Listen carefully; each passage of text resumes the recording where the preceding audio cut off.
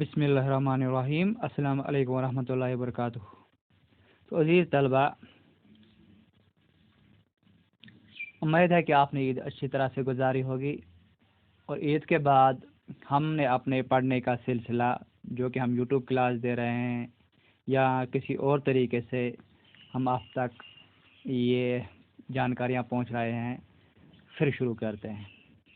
तो इसी सिलसिले में आज का जो हमारा मौजू है वह है पॉवर्टी, यानी कि गरीबी। पॉवर्टी हम किसको बोलते हैं?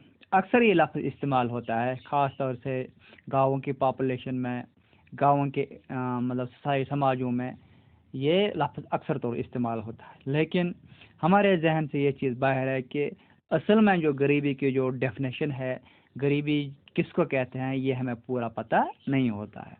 तो गवर्नमेंट के स्टैंडर्ड से, गवर्नमेंट के लिहाज से ये गरीबी को कैसे डिफ़ाइन किया जाता है, इसी के मुतालिक हम थोड़ी जानकारी हासिल करते हैं। Poverty refers to a situation in which a section of society is unable to meet its basic needs. Poverty हम ऐसे हालात को कहते हैं, ऐसे सूरत हाल को कहते हैं जिसमें समाज का एक तबका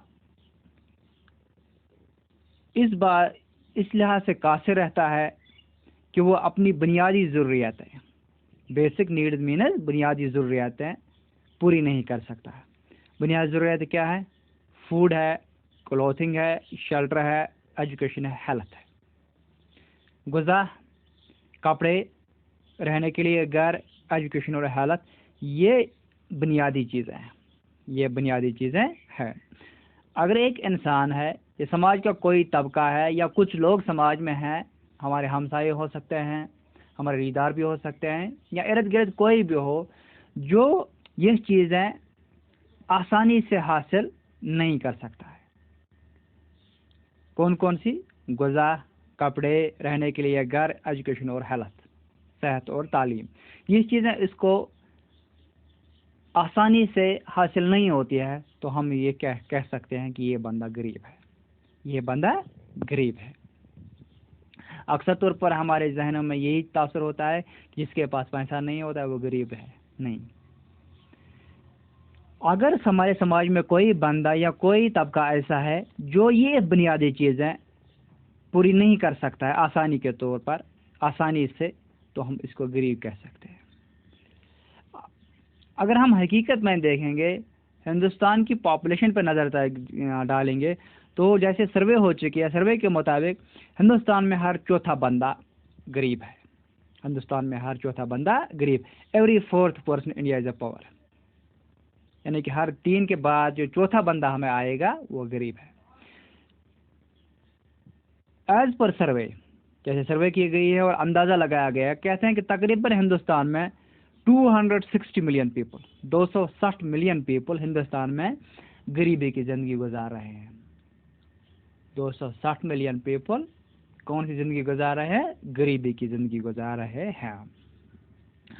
आज़ादी के बाद हिंदुस्तान में सबसे बड़ा चैलेंज रहा कि इन गरीब लोगों को इस गरीबी से कैसे निकाला जाए, यानी दूसरे अल्फाज में ये भी कह सकते हैं हम, इन गरीबों की ज़िंदगी को कैसे बेहतर बनाया जाए, कौन कौन से इकदाम किया जाए कि इन गरीबों की ज़िंदगी या इनकी जो डेली इनकम है वो बेहतर हो जाए।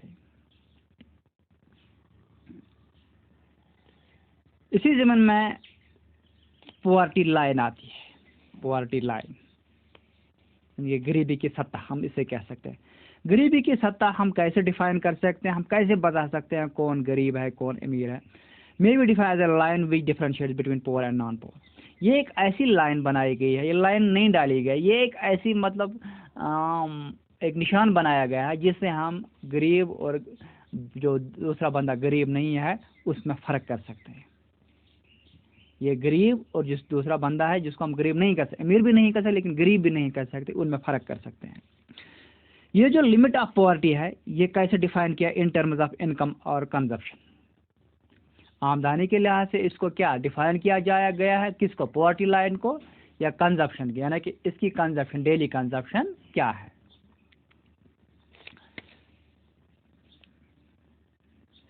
कंजप्शन लेवल पे अगर हम देखेंगे, ये कहते हैं कि एक बंदे को एक दिन में 2400 किलो कैलोरीज पर person per day for rural area. उन्होंने एनर्जी लेवल पे, एनर्जी कंजप्शन लेवल पे क्या किया है, ये लाइन डिफाइन किया है।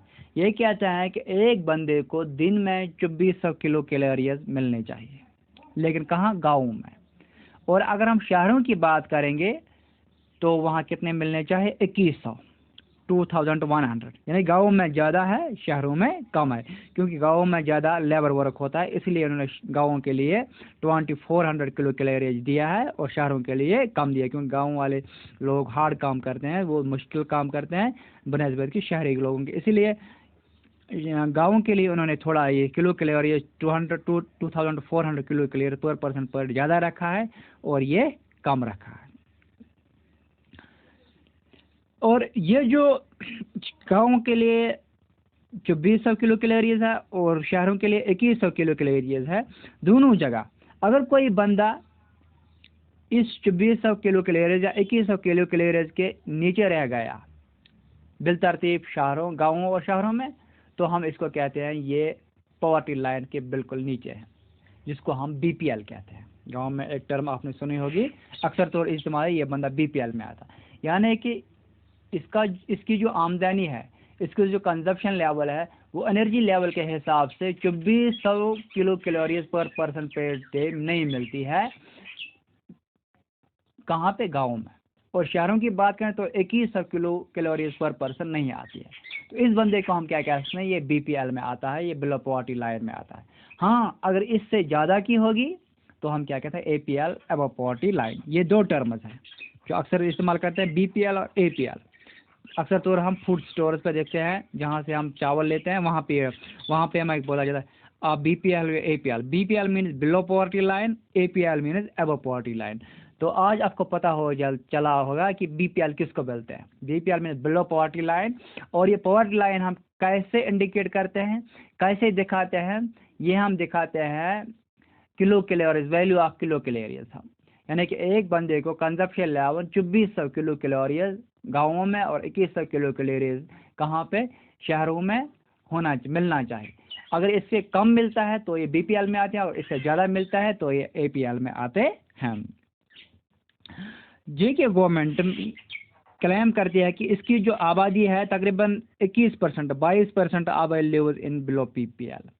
अगर हम जम्मू एंड कश्मीर गवर्नमेंट की बात करेंगे तो जम्मू एंड गवर्नमेंट के जो फिगर्स है वो बता रहे हैं तकरीबन हमारी 22% आबादी 21.63 ऑलमोस्ट हो गई, ये 22%। हमारी 22% आबादी ऐसी है जो अपनी ज़िंदगी बिलो पॉवर्टी लाइन के नीचे गुजार रही है।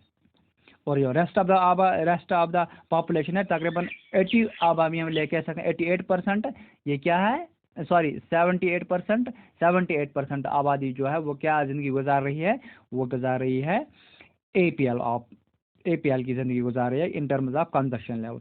तो यहाँ पे हमने दो टर्म्स डिफाइन की, एक पॉवर्टी और पॉवर्टी लाइन। पॉवर्टी हम किसको बोलते हैं, जब समाज का एक तबका अपनी बुनियादी ज़रूरियात पूरी नहीं कर सकता है। इसके लिए, इसको डिफाइन करने के लिए, इसको डिजिग्नेट करने के लिए, इसको दिखाने के लिए एक लाइन बनाया जिसको पॉवर्टी लाइन कहते हैं। ये पॉवर्टी लाइन की आमदनी या कंजप्शन की टर्म्स में हम दिखाते हैं। और कंजप्शन लेवल क्या रखी गई है, 2400 किलो कैलोरीज पर पर्सन पर डे गाँव के लिए और 2100 किलो कैलोरीज पर डे शहरों के लिए। अब बुनियादी वजूहत क्या है इस गरीबी की, हाई ग्रोथ ऑफ पॉपुलेशन बहुत ज़्यादा बढ़ रही है, लोगों को बराबर जॉब्स नहीं मिल रहे हैं या लोगों को काम नहीं मिल रहा है, तो इसीलिए ये एक पहला काज है किसका, पॉवर्टी का, high growth of population. Rural economy and backward agriculture. Economy जो हमारी है वो रूरल है, रूरल मीन्स गाँव वाली इकोनॉमी है, वो शहरों वाली इकोनॉमी नहीं है। और एग्रीकल्चर जो हमारा वो बैकवर्ड है, उसमें नई नई मॉडर्न मशीनाइजेशन, पेस्टिसाइड्स या फंगिसाइड्स या मैकेनाइज्ड एग्रीकल्चर हमारा नहीं है। हाई यील्डिंग वैराइटीज़ हम इस्तेमाल नहीं कर रहे हैं, हम वो ओल्ड ट्रेडिशनल सीड्स अभी भी इस्तेमाल कर रहे हैं। तो या जो हम ज़मीन बोने का तरीका है या वो साइंटिफिक ये तरीके हैं, वो उस तरह हम ज़मीन का इस्तेमाल, एग्रीकल्चर हम उस तरह इस्तेमाल नहीं करते, हम वो पुराना ही ट्रेडिशनल एग्रीकल्चर इस्तेमाल, रस्मी एग्रीकल्चर इस्तेमाल करते हैं। तीसरी बात है अंडर यूटिलाइज्ड रिसोर्स। बहुत सारे रिसोर्स अभी भी मौजूद है जिनको हम इस्तेमाल में लाने का भी सोच भी नहीं रहे हैं, वो बिल्कुल पड़े हुए हैं वहाँ के वहाँ, हम इनको इस्तेमाल नहीं करते हैं। लेक ऑफ इंफ्रास्ट्रक्चर, सहूलियात भी हमारे पास मौजूद नहीं है, मिसाल के तौर पर अगर हम आज हमारे अपने बागों की बात करेंगे तो बारिश 1-2 महीने से नहीं हो रही है, हमारे सेब जो है वो सिकुड़ गए हैं। अब परेशानी यह है कि हमारे जो मक्की बोई थी, यहाँ दालें हमने जो बोई थी, अगर अल्लाह बचाए बारिश आने वाले 10 या 15 दिनों में नहीं हुई तो हमारी फसल सारी तबाह हो सकती है। इसके लिए हमने अल्टरनेटिव इंतज़ाम नहीं रखा है कि कैसे इन खेतों को, कैसे इन बागों को कैसे सिंचाया जाए, या इसके लिए हमारे पास और कोई इंतज़ाम नहीं है। तो यही कि इंफ्रास्ट्रक्चर होना चाहिए कि ये आफत कभी भी आ सकती है, हमें इसके लिए तैयार रहना चाहिए, हमारे पास इंतज़ाम लेकिन हमारे पास नहीं है। इसको कहते हैं lake of infrastructure. Socio cultural economic factors, इसमें समाजी फैक्टर्स भी आते हैं, इकोनॉमिक फैक्टर्स भी आते हैं। हम ये चीज़ें रह सकते हैं लेकिन हमारे पास इतने सारा मटेरियल, इतने सारे पैसे अवेलेबल नहीं है। मतलब हम कहीं पे पंप लगवा देते वाटर सप्लाई के लिए, हम कहीं पे मोटर लगवा देते, लेकिन हमारे पास इतने रिसोर्स, यहाँ हम कहीं से नहर खोद के लाते, यहाँ पंप स्टेशन कहीं पे खड़ा कर देते, लेकिन इतने रिसोर्स हमारे पास, इतने पैसे हमारे पास नहीं है। ये बहुत सारी वजूहत है जो पॉवर्टी को जन्म देती है। तो ये बात चल रही थी आज पॉवर्टी लाइनर्स की और काज़ा पॉवर्टी। तो आज के लिए बस इतना ही, बाकी वसलम।